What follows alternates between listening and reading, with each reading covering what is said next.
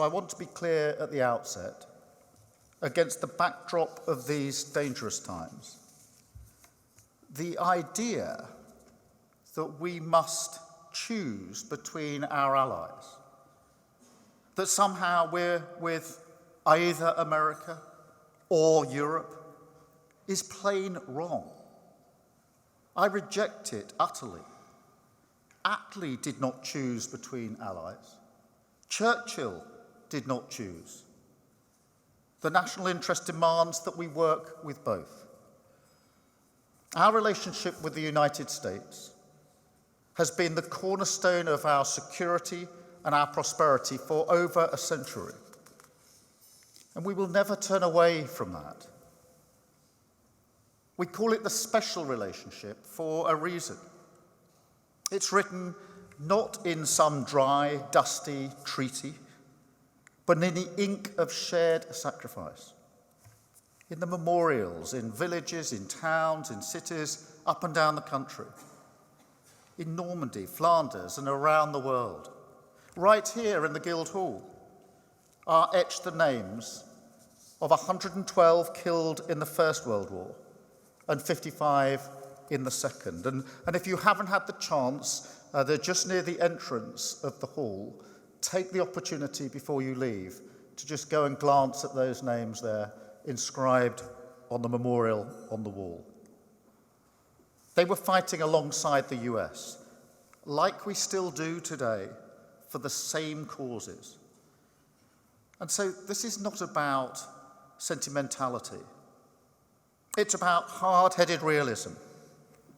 Time and again, the best hope for the world and the surest way to serve our mutual national interest has come from our two nations working together. It still does. The fabric of our nations has been woven together so that our prosperity today, our leadership in tech, in AI and more, they're intertwined. And our security is also intertwined at every level of our military, our intelligence, our industry, R&D. And that's why when President Trump graciously hosted me for dinner at Trump Tower, I told him that we will invest more deeply than ever in this transatlantic bond with our American friends in the years to come. And we will rebuild our ties with Europe too. The future of freedom in Europe is being decided today. We face a near and present danger with Russia as an erratic, increasingly desperate aggressor on our continent, marshalling all its resources, along with North Korean troops and Iranian missiles, aiming to kill and to conquer.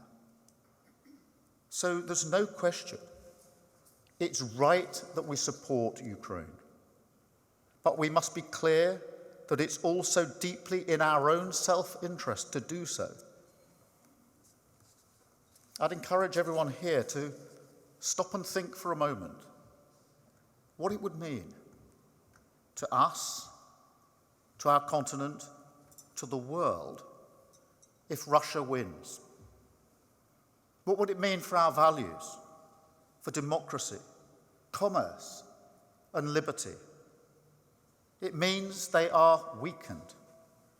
It means that other autocrats would believe they could follow in Putin's example. And it means that our security, stability, and prosperity would be damaged. The further Russian troops advance, the closer the threat becomes. The more land they control, the more they control grain prices and energy sources, and the more confident Putin becomes. So we must continue to back Ukraine.